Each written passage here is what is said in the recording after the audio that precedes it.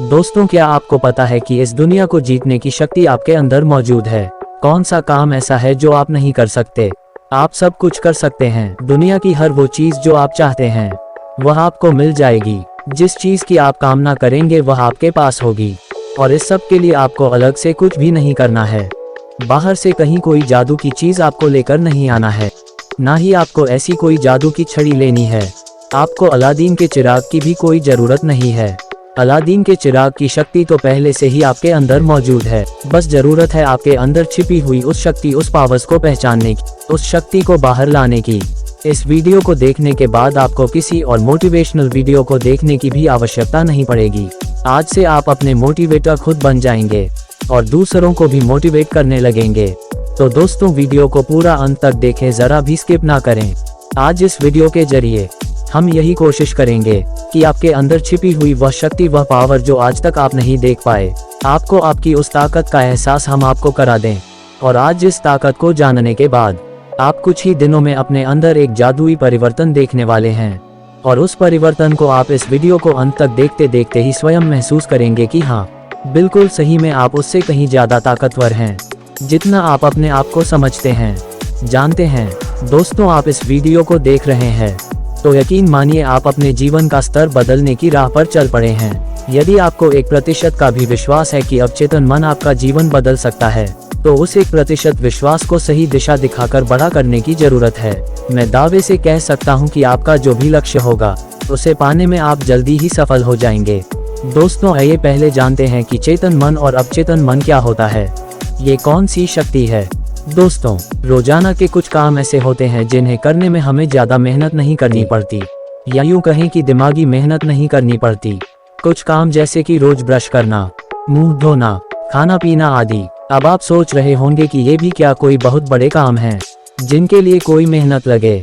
लेकिन क्या आपको याद है कि ये काम आपने कब सीखे और इतनी गहराई से आपके दिमाग में कैसे बैठे हैं कि आप आंख बंद करके भी ये काम कर सकते हैं? आप जरा खुद से पूछिए कि क्या आप आंख बंद करके टाइपिंग कर सकते हैं? बहुत से लोग ये नहीं कर सकते, लेकिन कई लोग हैं जो आंख बंद करके टाइपिंग कर सकते हैं, जिनकी उंगलियों को पता है कि कीबोर्ड पर कौन से अक्षर का बटन कहाँ है। ये लोग ऐसा इसलिए कर सकते हैं क्योंकि ये इनके अवचेतन मन यानी सबकॉन्शियस माइंड में बैठ चुका है। दोस्तों, साइकोलॉजी में हमारे दिमाग को 2 हिस्सों में बांटा है। एक है चेतन मन या चेतन दिमाग, जिसे हम कॉन्शियस माइंड भी कहते हैं, और दूसरा है अवचेतन मन या अवचेतन दिमाग, जिसे हम सबकॉन्शियस माइंड कहते हैं। अब आइए इन दोनों को हम और आसानी से समझते हैं। जो काम हम हर रोज या कई बार करते हैं वो हमारे सबकॉन्शियस माइंड में बैठ जाते हैं, और इन कामों को दोहराने या करने में हमें ज्यादा मेहनत नहीं करनी पड़ती। लेकिन जब हमें कोई नया काम करना होता है तो हमारे चेतन मन यानी कॉन्शियस माइंड को ज्यादा मेहनत करनी पड़ती है। अगर हम किसी बल्लेबाज की बात करें तो जब कोई बॉलर अपनी बॉल को तेज रफ्तार से बल्लेबाज की तरफ फेंकता है तो बल्लेबाज किस तेजी से छक्का जड़कर बॉल को सीमा रेखा के पार पहुंचा देता है। ये उसके अवचेतन दिमाग या सबकॉन्शियस माइंड का कमाल है। और यदि अपनी तरफ आती बॉल को बल्लेबाज चेतन दिमाग या कॉन्शियस माइंड से समझने की कोशिश करेगा तो वो बॉल को अपने बल्ले से छू भी नहीं पाएगा, क्योंकि जब तक वह उसे समझेगा तब तक तो बॉल उसके विकेट उखाड़ चुकी होगी। दोस्तों, अवचेतन मन को समझने के लिए चेतन मन के बारे में जानना जरूरी है। चेतन मन हमारे पूरे दिमाग का 10% होता है। जब हम कोई भी कार्य कंसंट्रेट होकर यानी ध्यान देकर करते हैं तो ये हमारे चेतन मन से होता है। जैसे जब हम पहली बार कोई कार्य करते हैं तो हमें उस कार्य को करने की आदत नहीं होती और हम उस कार्य को सोच समझकर और ध्यान देकर करते हैं। उस काम के बारे में जिस दिमाग से सोचते हैं उसे चेतन मन कहते हैं। जैसे जब हम किसी भी चीज को पाने की इच्छा करते हैं तो वह हमारे चेतन मन या कॉन्शियस माइंड से उत्पन्न होता है। जब हम किसी भी चीज पर तर्क करते हैं तो ये कॉन्शियस माइंड से होता है। जब हम किसी भी चीज का निर्माण करते हैं तो ये भी कॉन्शियस माइंड से होता है। चेतन मन ही हमारा तार्किक मन है।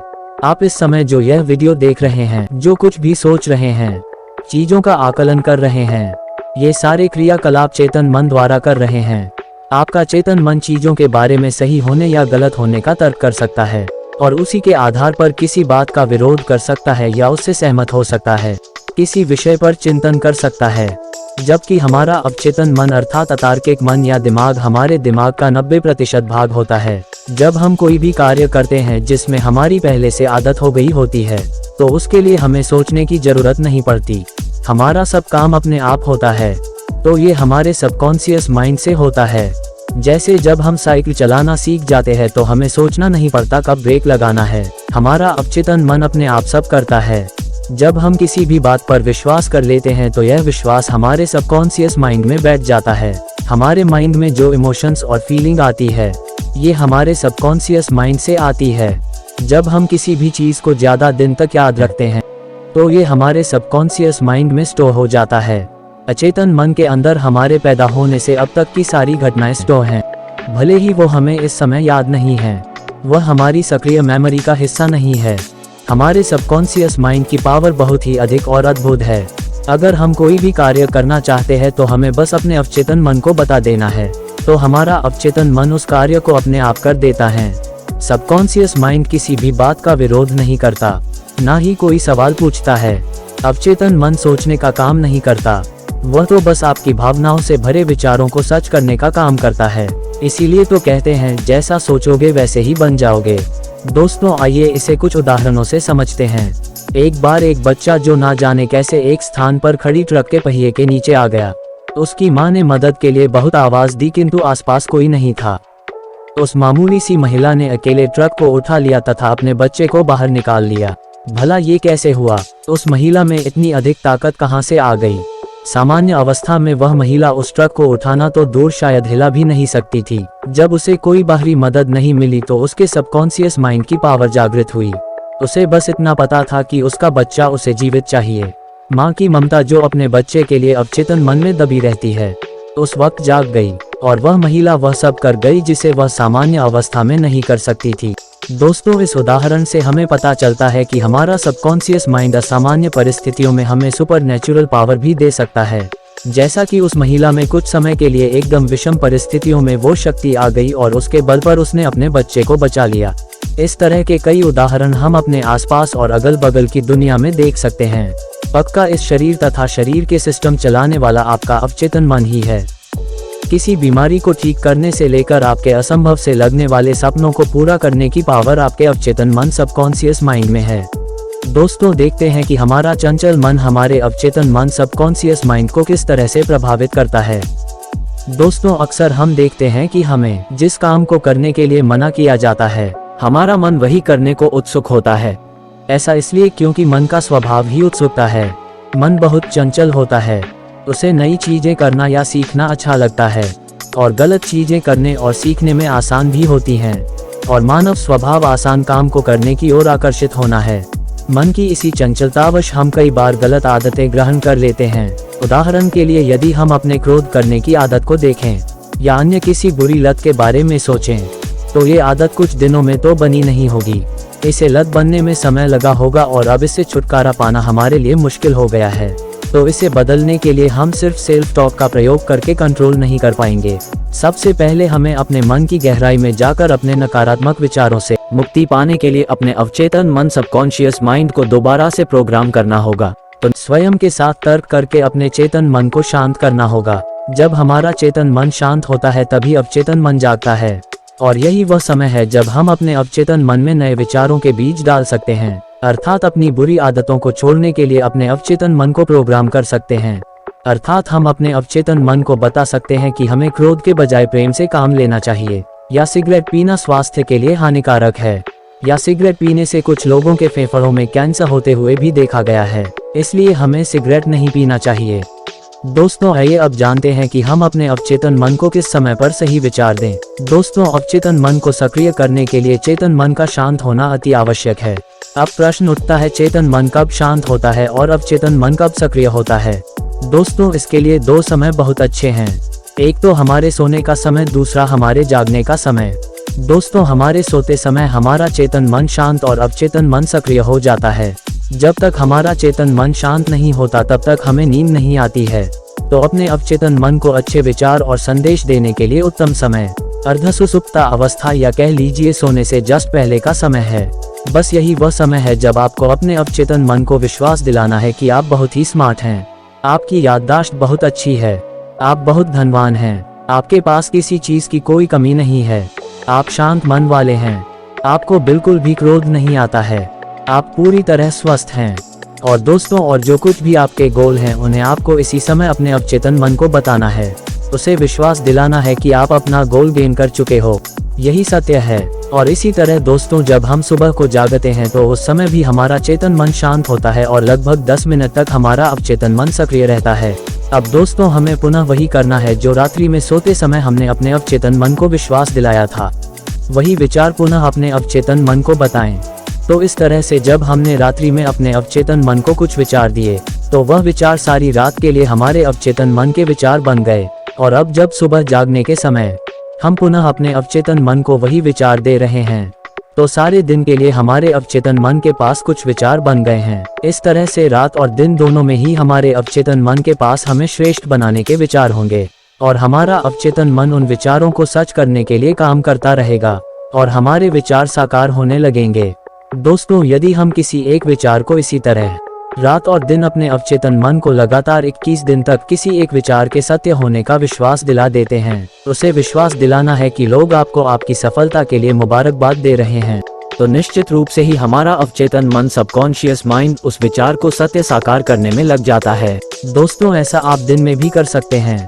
जब भी आपको सही समय लगे कि आपका चेतन मन शांत है, तो उस वक्त भी आप अपने उन नए विचारों पर सोचना शुरू कर सकते हैं और अवचेतन मन को निर्देशित कर सकते हैं। दोस्तों, आइए देखते हैं कि ये अवचेतन मन सबकॉन्शियस माइंड की शक्ति कब और कैसे काम करती है। दोस्तों, हमारा अवचेतन मन एक ईश्वरीय शक्ति का ही दूसरा रूप है जो हमारे शरीर में मन के रूप में विद्यमान है।